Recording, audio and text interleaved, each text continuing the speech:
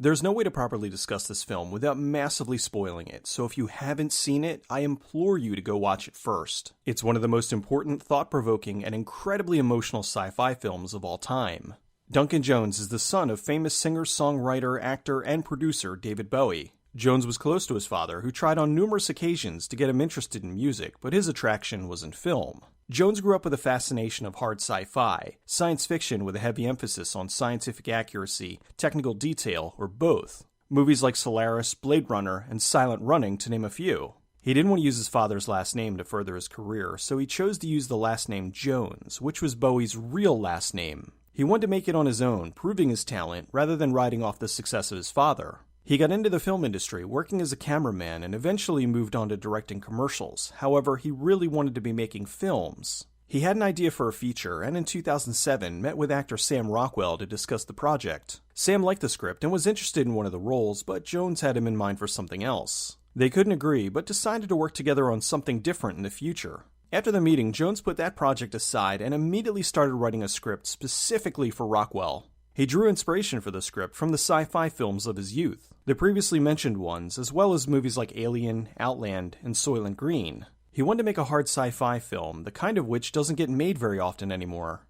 Jones wrote the script along with his friend Nathan Parker. The story revolved around Sam Bell, a lone astronaut working a 3-year shift on the moon. Towards the end of his shift, he discovers he's really a clone of the original Sam and nothing more than part of a disposable workforce. They presented one of the drafts to Rockwell, who loved it and agreed to star. Even with the interest of Rockwell, they were having trouble getting a production budget. They contacted Trudy Styler, who runs Shingo Films, a company that focuses on helping first-time writers and directors get funding. With the help of Shingo, they managed to secure a roughly $5 million budget and move forward. They were working on this during the writer's strike and were able to get a lot of out-of-work effects people to join the crew. The majority of the film was focusing on one person, so they built the set to be confining. It took 6 weeks to build the Moonbase set in Shepperton Studios in England. Unlike a lot of other movies that build their sets in sections, they planned and built this in one enclosed location. The Moonbase was built almost entirely out of wood, but they painted it to appear to look like metal. Filming started in January of 2008 and went for 33 days, with an additional 8 to shoot the miniatures.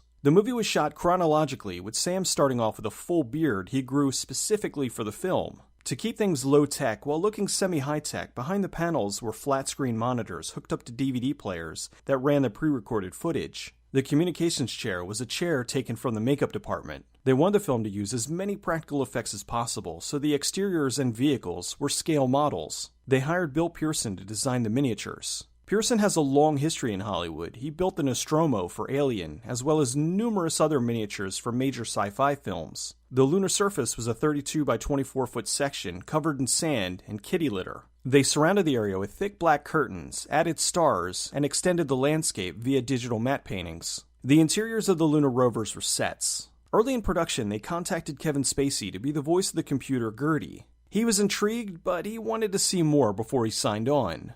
Gertie was a mixture of practical effects and CGI. The actual machine was a prop they built that cost around $15,000. It was on a dolly and the crew pushed it around the set. At some points, a crew member stood out of frame and moved it as it interacted with Sam. Gertie's lights and various faces were composited in post. The computer effects team Cinesight scanned the model and were able to produce a 100% CG version of Gertie for certain scenes. They also animated the arms, which were almost always CG. Cinesight added additional effects like the opening of the bulkhead doors, the particles for the harvesters, and the lights on the vehicles. Jones estimated the movie was about 85% practical effects and 15% CG. The far end of the clone chamber isn't CG or a matte painting, but a forced perspective set designed to make it look like the hall is huge. Inside the clone chamber, we see potentially hundreds of clones. The orange light represents the clones that have been awakened, while the white ones represent the ones still in stasis. So here we have 1, 2, 3, 4, 5, and 6. 5 was the Sam at the end of his shift, and 6 was the one starting the new shift. Since each shift lasts 3 years, that means it's been 15 years this has been going on. When the new Sam's carrying the old Sam, the actor is carrying a headless dummy, which they later did a digital head replacement on. For the other scenes where Sam was interacting with himself, they used stand-ins and then digital head or face replacement. In order to film the scenes where Sam was interacting with himself as the camera was moving, they used a motion control rig. The device would film a plate, and then they could reshoot the scene, and the camera would follow in the exact path each time. That way they could shoot the scene multiple times and combine the footage to make it look like there were multiple Sams. Since Sam was playing a dual role and had to interact with himself, he'd often either react to a producer reading his lines off screen, or he'd react to his audio being played back to him. For the scene where Sam hits his head, the stuntman was off that day, so they had to improvise. One of the producers, Stuart Finnegan, was about Sam's build, so he put on the suit and slammed into the door. Clint Mansell did the haunting score for the film. Jones loved his work on Requiem for a Dream and knew he'd create amazing music for the film. The movie was filled with references and in-jokes. Sam tending his plants was an homage to Silent Running. The plants are named after famous sci-fi directors, Ridley, George, and Stanley. Jones grew up watching infomercials, so he included two popular products from that time in the film, the Flowbee and the Clapper. The Eliza ship at the end was built to resemble the recognizers from Tron. Many of the photos around Sam's living quarters are pictures of the crew. In the beginning, Sam's wearing a shirt that says "Wake me when it's quittin' time." This was his idea, since when the 3-year time limit on a clone is up, a new one's awakened. You can't see it, but the food area is labeled Soylent as a reference to Soylent Green. Thompson and Overmyers are played by two of Jones's friends, Benedict Wong and Matt Berry. Later in the film, Sam dances to the song Walking on Sunshine. This was a goof on Wong, who starred in Danny Boyle's Sunshine. In 2001 and many other sci-fi films, the computer is often evil. In 2001, Hal's camera eye shines red. In Moon, since Gertie is there to help Sam, the eye's blue. The shadow coming through the door at the end was Jones's cameo. He's also one of the radio voices at the end. The song that plays when Sam's alarm goes off is The One and Only by Chesney Hawkes. This was an in-joke since he was the one and only. The harvesters are named Matthew, Mark, Luke, and John. Luke is scratched out and labeled Judas since it's the one that broke down. People speculated there was some religious subtext, but Parker stated he just needed names for the vehicles, nothing more. The symbol all over the base is called a quincunx. The 4 dots represent walls, and the dot in the middle is a person. This is meant to show Sam's unknowingly imprisoned. When Sam receives a transmission from his wife, at one point you can see a figure standing slightly off to the side. People speculated that perhaps that was the real Sam, but Jones said it was just a Foley that didn't realize he was in frame. The rescue team was visual effects supervisor Gary Rothberg, first assistant director Mark Ward, and DOP Gary Shaw.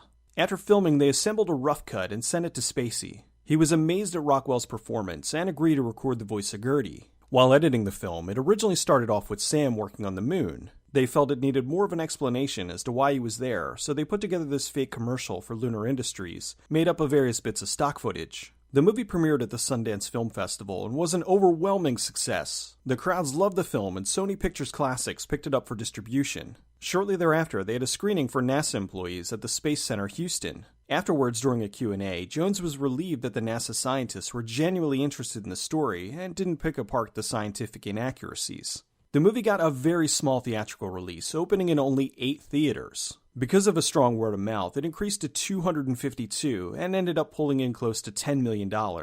One thing I haven't seen discussed is how much of a jerk the original Sam must have been. The company trained him and then paid him off to allow his clones to live, work, and die on the moon. While he was living comfortably on Earth, they were working in isolation, thinking they'd eventually return home.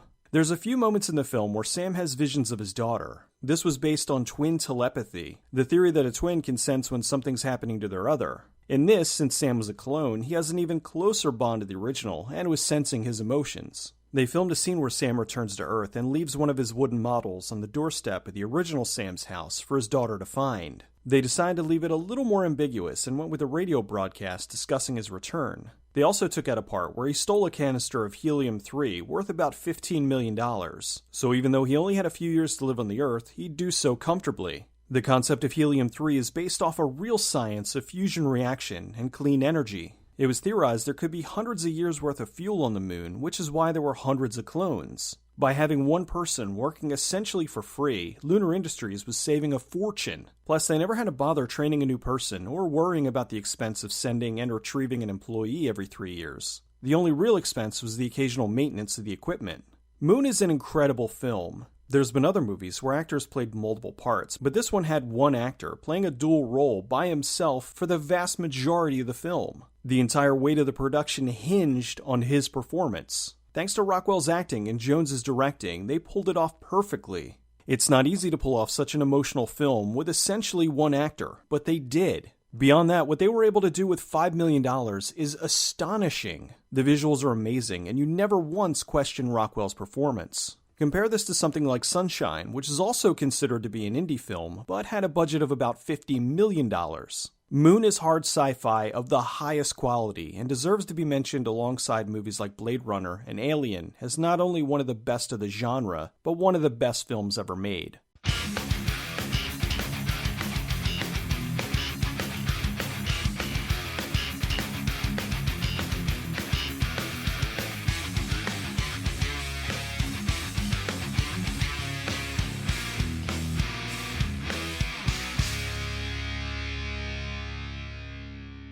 Of course.